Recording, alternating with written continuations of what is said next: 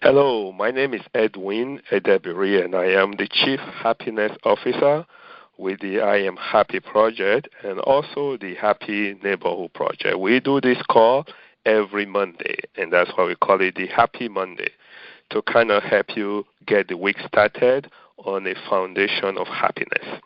So if you like what you hear, please help us to spread the message. Share the number with everybody that you come across. It's open to everyone. And also, subscribe to our YouTube channel if you are not already done so. And that way, if you miss a call, you can still be notified of the call. And the channel is youtube.com/Ask the CHO. So that is AskTheCHO. Ask the CHO, all one word. And that way you will be up to date every week with the Happy Monday. All right, folks, today we are going to talk about risk and happiness. Yes, risk and happiness. And we are told that risk is bad and we should stay away from anything risky. In short, they label children that are bad as at-risk children and those that are good as not taking any risk. And if we even go way back to the very beginning, imagine if mothers, if mothers never took risk. Now, we might think, just childbirth is just a normal thing now, but folks, there's a lot of risk that is involved, even on natural birth, and not to talk of like a C-section and stuff like that. So that's a lot of risk. And especially a first-time mom, they don't have no clue what's going to happen to them. They don't have no experience. That's a lot of risk. But what if they decide not to take that risk? What would have happened to that bundle of joy that came afterwards? Okay, so we are being trained to totally be afraid of risk, not to take any risk. And as we will find out, risk is really part and parcel of happiness. Let's even move forward to the end. Folks are afraid to die. And so some people never even live life because they are so scared whatever they do, they might die.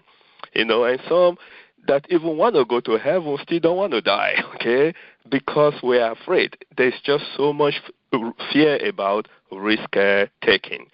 So let's go back to the little baby now that was born. What if the baby say, you know what, this whole idea of trying to get off from the ground and stand up, that's too risky. I'm not going to go there at all. What will happen to a baby as they became bigger and bigger and never got up to walk?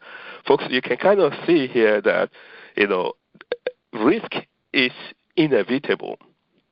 And I'm not talking about carelessness. I'm not talking about recklessness. I'm talking about risk. Risk is very different. Risk you can consider, you can evaluate, you can review. In other words, folks, I jump out of the plane. That doesn't mean I'm careless or reckless. No, I consider it. I know that there are very, very reputable companies that build parachutes. Okay, and I know that there are very reputable companies that can take you up in the sky, and their plane is already suited for you to be able to jump out. Very, very calculated.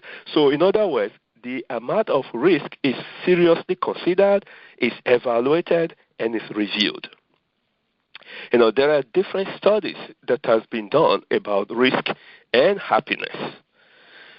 Now, here's the way I kind of put it before we cite some of those people. If you are dissatisfied with something for an extended period of time, there is a good chance that you are avoiding to take risk. Okay, just put that in the back of your head. Or actually, let's bring that to the forefront of the head because it can make your life a little bit more exciting and more happy. If you're dissatisfied for an extended period of time, maybe you are avoiding to take some risk. I believe that success in life is on the other side of risk. And happiness is also on that side of risk. Now, again, if you don't take risk, I don't blame you because the whole society have told us, don't take risk. And why then that everything that we really get excited about are on the other side of risk. Let me give you this practical. If you're very bored, there is a good chance that you are refusing to take risk. You want everything to be status quo. You want to be comfortable. You want it to be the way it has always been.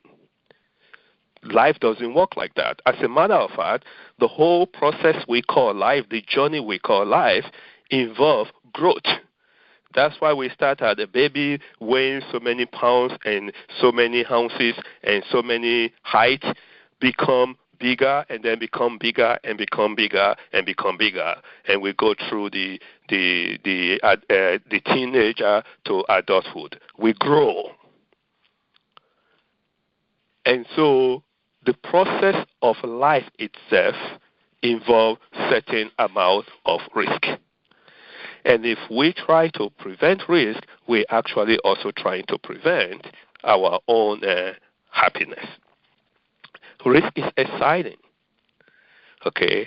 Risk, yes, we say risk is bad because there is a tendency that we can fail when we take risk. And here is the bad part of it. The society has labeled failure in a way that nobody wants to fail. Think about that, for example. The society have labeled failure in such a way that nobody wants to fail. What if we could turn it around and people start to cherish those who fail because they tried? They fail because they try to expand their comfort zone. They fail because they're trying to go into the unknown. What if we cherish those people instead of putting them down like the way we do right now, where risk will be a whole different ballgame? So taking risk, folks, is really an essential part, because in everything, almost everything, maybe I shouldn't say everything, but almost everything we do that involve our managing our own emotion involve uncertainty. It's uncertainty. There are circumstances that we don't totally control. Even falling in love. How do you control that? And falling out of love, how do you control that? Now, some people are going to say, you know what, the last time I fell in love and it broke, it was so hot, I'm not doing that nonsense again. Well, you also prevent yourself from feeling that happiness again. Think about that, folks. When you go into uncertain circumstances, there is the risk that it may not go exactly as planned. But guess what?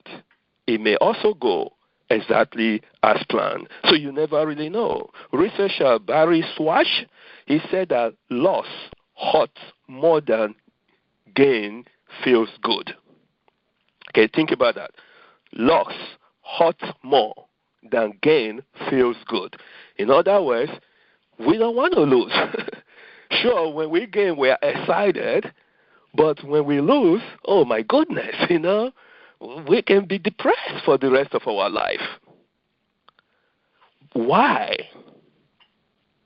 Why do we put so much emphasis on loss and not the same on gain? That's a whole different class for another day. Dr. David Disco said, if you cannot risk, you cannot grow.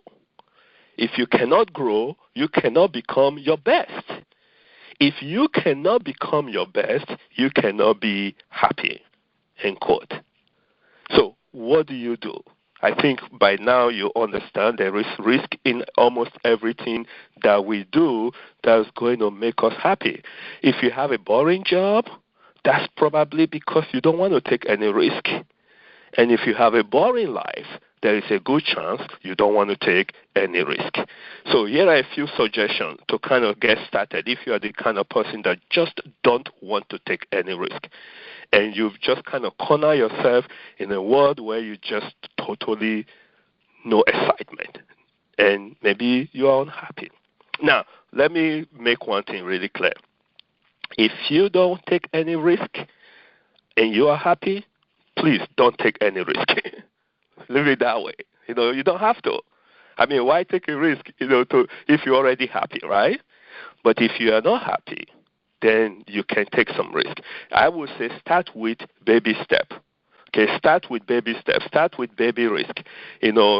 Because in order to increase your risk tolerance, start with little risk. Risk that yes, you're taking a chance, but it's not such a big chance. It's not like life or death kind of chance. It's not like a major failure will result out of it. Just start with very little risk, and then you start to increase your risk tolerance. That's one crucial way to do it. The other thing is this: since most people are afraid of failing, then expect to fail. That's another way to do it. Expect to fail. Now, if you expect to fail and you actually fail, then it's not as big a deal. If you don't expect to fail and you fail, then it's devastating. So increase your tolerance for risk by expecting to fail. It's kind of like a little baby.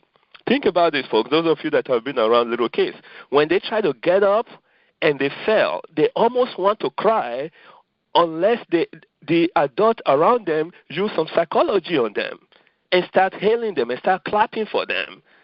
And then they realize, oh, wait a second, this thing is cool. So then they stand up again and plunge to the floor because now they've seen it to be more fun. So if you expect a little bit of failure, a little bit of setback, then it's not as bad as you would think.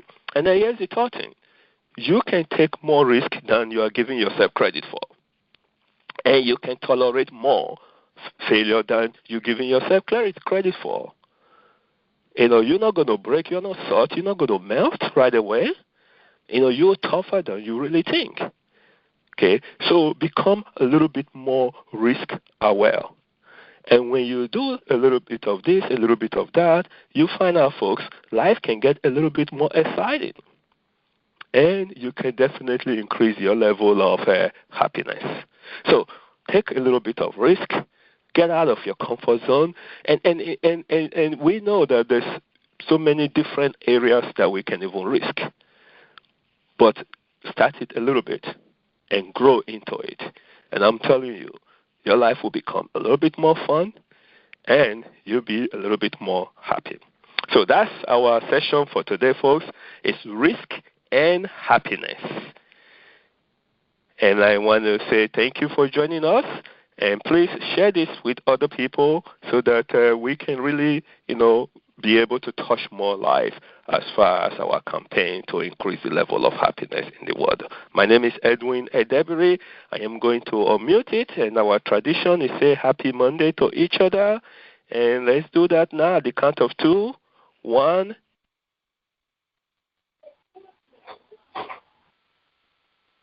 Let's wish each other a happy Monday. 1, 2. Happy Monday. Thank you, Samuel. Thank you very much. And stay happy.